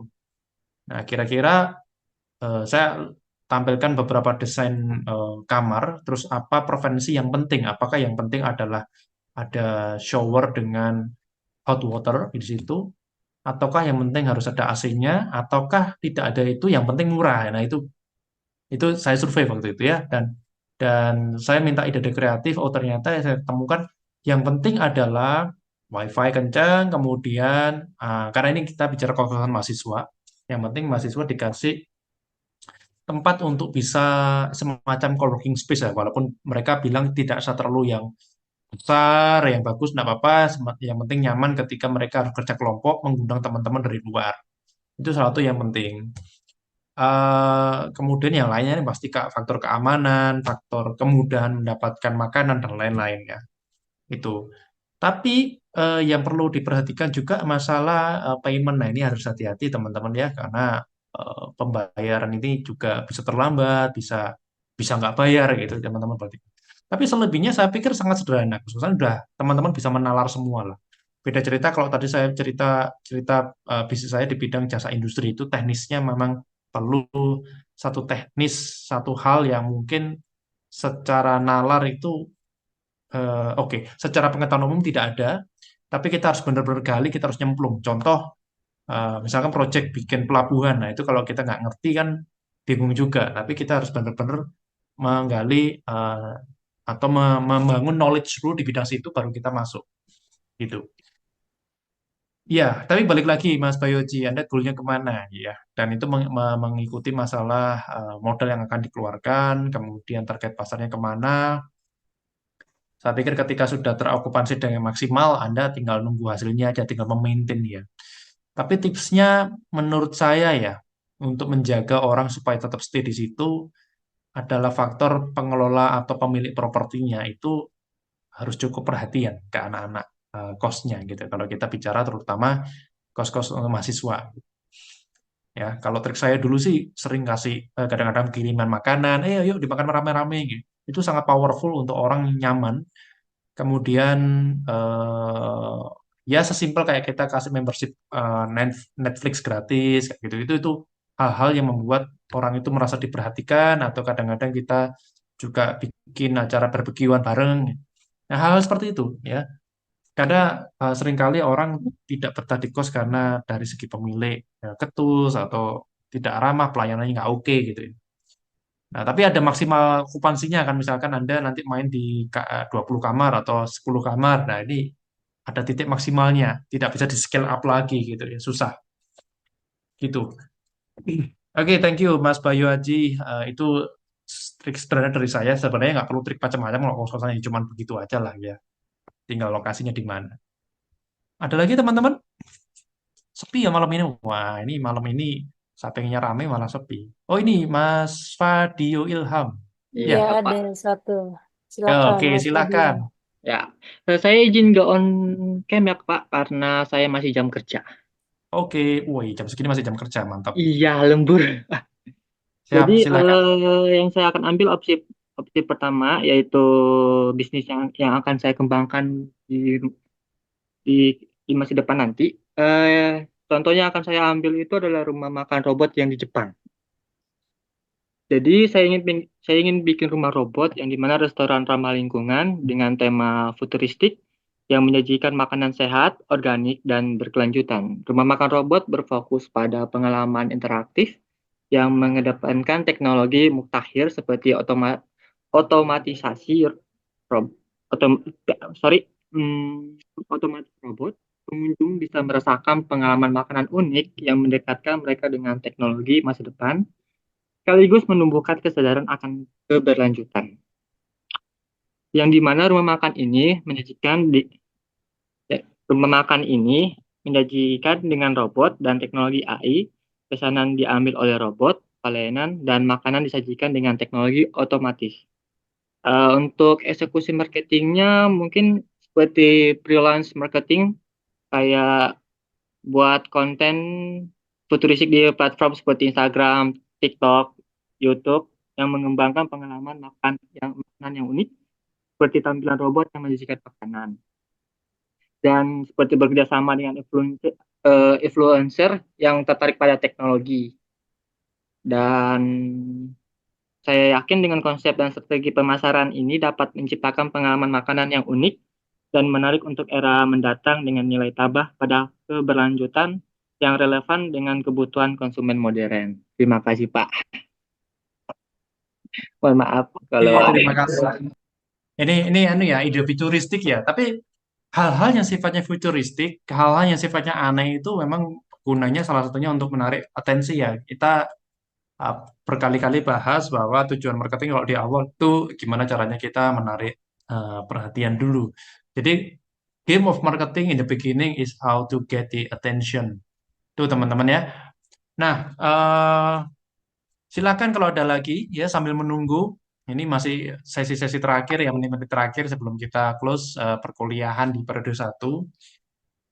Teman-teman kalau nanti ada yang ingin memulai usaha baru, buat saya bisnis baru itu yang penting adalah kemampuan Anda mendapatkan pelanggan. Itu pertama ya.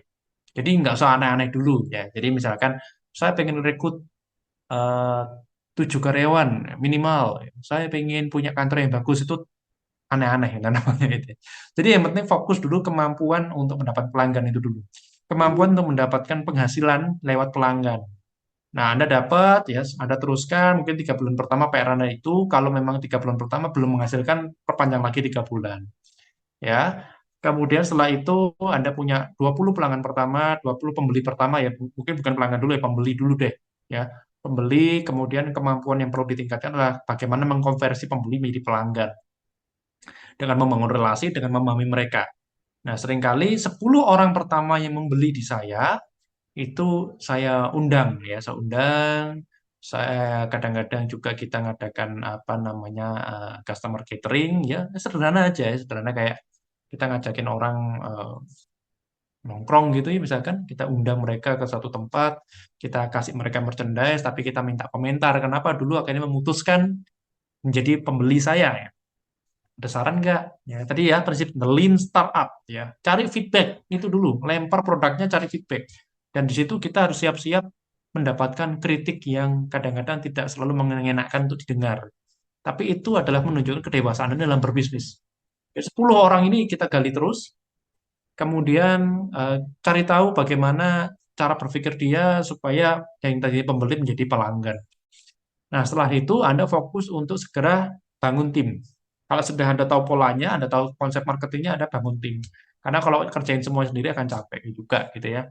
Nah, setelah bangun tim, gamenya berubah. Sekarang gamenya adalah bagaimana Anda mampu membuat tim Anda menjadi gila produktivitas atau menjadi eh, personal yang ingin menunjukkan kemampuan, personal yang ingin menunjukkan pencapaian. Dan itu nggak gampang, teman-teman. Ya, mimpin tim itu nggak gampang. Kadang orang kita kerasin dikit, dia mundur. Kadang orang terlalu sering ditanya targetnya, kenapa belum tercapai, atau kenapa nggak ada kemajuan, dia juga jadi kerjanya jadi jelek. Jadi susah memang ya. Sampai Anda menemukan formula yang tepat untuk orang yang tepat. Nah, setelah itu Anda memikirkan berikutnya adalah bagaimana tahapan-tahapan selanjutnya untuk mendapatkan penghasilan jumlah yang lebih besar. Apakah konsumennya diganti, apakah cara bermainnya diganti, model bisnis diganti, atau strategi marketingnya diganti, atau marketnya yang diganti gitu. Nah, dengan adanya digital marketing memungkinkan untuk mempercepat hal-hal seperti itu. Ketika Anda mau ganti market dengan digital kan lebih cepat daripada Anda harus manual. Begitu kira-kira ya. Silahkan kalau masih ada lagi. Saya sambil melakukan eh, ini ya, saya ingin menyimpulkan ya.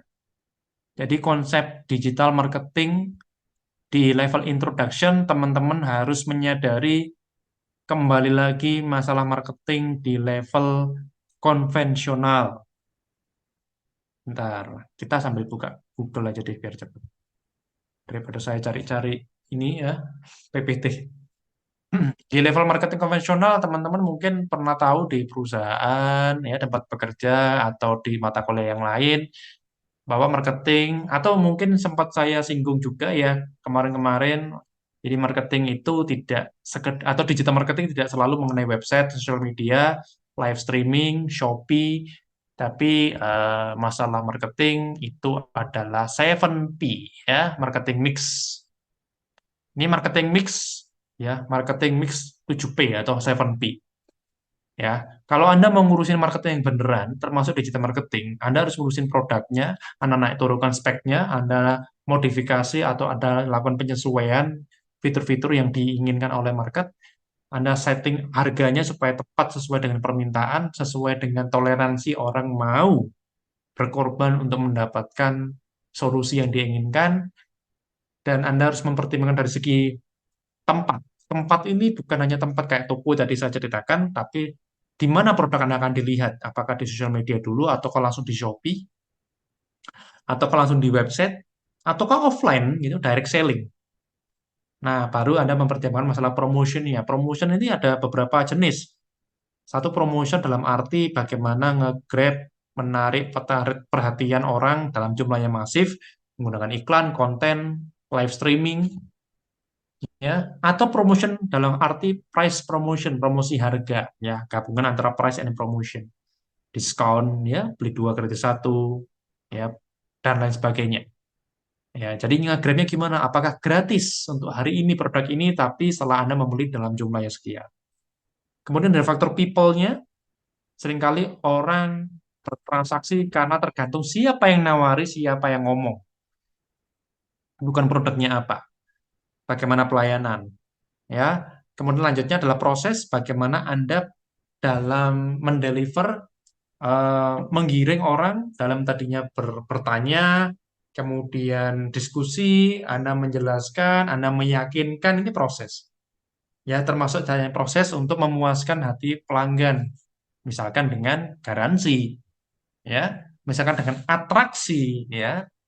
Ya, Anda buka kafe, buka restoran, kemudian ada open kitchen yang di situ ada apinya besar, Anda bisa lihat di situ, itu proses juga. Nah, ya, ada pengalaman ya, makanya seringkali kita bicara soal bisnis, bicara soal marketing, seringkali yang dijual bukan produknya tapi konsep dan pengalaman. Ya, kemudian yang terakhir physical evidence ya, bukti-bukti fisik ya. Seringkali orang yang lebih yakin ketika ada, oh, oke, ini kantornya meyakinkan, ini karyawannya pakai seragam, kemudian mobilnya ada brandingnya perusahaan dia. Ini semua physical evidence. Saya nabung ke bank, kemudian banknya nyaman, terlihat profesional, nah itu cukup meyakinkan saya untuk menjadi pelanggan. Itu ya. Ini 7P. Jadi salah besar kalau Anda berpikir digital marketing itu hanya iklan atau hanya konten. Karena ketika Anda berpikir itu berarti Anda hanya menjalankan satu fungsi marketing yaitu promotion. Ya, kalau promotion udah kenceng, tetap produknya nggak laku atau di reject oleh market, ada beberapa alasan. Kadang produknya yang harus disesuaikan atau harganya, atau physical evidence. Kalau dalam dunia digital, physical evidence ini juga termasuk tampilan website, social media, ya, dan juga yang lain-lain ya. Bagaimana Anda menampilkan toko online Anda dan katalog juga bisa termasuk. Ya, dan siapa yang menawarkan, bagaimana dia berkomunikasi, bagaimana dia mampu untuk meyakinkan. Rangkuman dari marketing itu ada di 7P ini. Product, Price, Place, Promotion, People, Process, and Physical Evidence. Teman-teman senang sekali kita udah ngobrol soal marketing panjang lebar. Di semester mendatang akan ada hal yang lebih teknis. Ada SEO, ada data analytics, ada digital advertisement, ada social media management, ya, dan hal-hal yang lain. Dan juga kita akan terus bicara soal bisnis, aspek-aspek yang penting dalam bisnis. Kita akan belajar studi kasus mengenai membangun bisnis, mempertahankan dan memperbesar. Ya, kita akan belajar dari perusahaan-perusahaan yang sudah hebat, ya, yang jauh lebih besar daripada yang sementara ini kita kerjakan. Ya, mungkin kita belajar perusahaan yang sudah karyawannya puluhan ribu, itu eksekusi marketingnya gimana, eksekusi human capital managementnya gimana, itu penting. Em, pada prinsipnya tadi saya bilang bahwa bisnis di awal yang penting adalah income, ya, sehingga yang Anda incar adalah customer base, tapi next Anda harus belajar leadership untuk mengembangkan tim. Anda harus belajar bagaimana menangani risiko, mengantisipasi risiko, dan kemudian Anda belajar bagaimana operation itu bisa berjalan dengan rapi dan baik, ya. Dan setelahnya Anda bisa belajar bagaimana untuk scaling up, ya, meningkatkan nilai bisnis, meningkatkan skala bisnis. Nah, ini fase yang sangat susah. Ya, seringkali fase scaling up malah menjadi bumerang dan akhirnya bisnis kita akhirnya malah hancur ya di scaling up, karena scaling up ini kita masuk ke arena yang baru yang kadang-kadang jauh lebih kejam gitu. Nah, ini hati-hati teman-teman. Oke, ya, eh saya pikir itu ya, ini pertemuan review dan cukup banyak yang nanti saya utarakan, saya bahas. Kita akhiri jam setengah 9 ya, tidak perlu sampai jam 9 karena review. Minggu depan tidak ada pertemuan via Zoom, nanti UAS secara online-nya akan saya sampaikan via Bu Adriani. Kemungkinan hari Senin atau Selasa Bu Adriani ya. Ya, saya ada beberapa di pikiran, saya ada beberapa format, tapi nanti saya pikirkan ulang mana yang paling tepat untuk kelas digital marketing di level introduction ini. Oke, gitu ya teman-teman. Seperti biasa, kita foto yang terakhir untuk periode 1 ini. Yuk, ramaikan open cam yang bisa, yang lagi di jalan, kalau bisa open cam dulu. Jangan, kalau nyetir jangan deh ya. Tapi kalau bisa ya silahkan. Yang lagi kerja, kalau boleh menepi dulu, mungkin di hadapan teman-temannya, open cam dulu. Kita perlu foto bareng untuk kelas terakhir di periode 1 ini, sehingga semakin ramai semakin baik. Ya, gitu. Silakan buat Riani. Oke, terima kasih Pak Arya. Ya teman-teman, sebagai pertemuan terakhir, biar saling kenal satu dengan yang lainnya. Karena belum pernah kita full of open camming. Belum pernah full. Ayolah, pertemuan terakhir ya boleh full open cam teman-teman. Yang lagi lembur mungkin bisa sebentar, izin sebentar, open cam. Teman-teman yang lain. Sudah segini sajakah yang lain? Teman-teman yang lain? Siapa tahu kami bisa melihat tempat kerja teman-teman itu modelnya seperti apa. Iya loh. Wih, GNT Express. Itu. Ayo kirim barang Lagi yang banyak ke packing. Mas Fadio. Oke, sudah tidak ada lagi kah teman-teman? Oke, kalau tidak ada di slide pertama, teman-teman siap? Senyum. 2, 3. Oke, sebentar. Saya save dulu. Oke, di slide yang 2, tetap senyum. 1, 2, 3.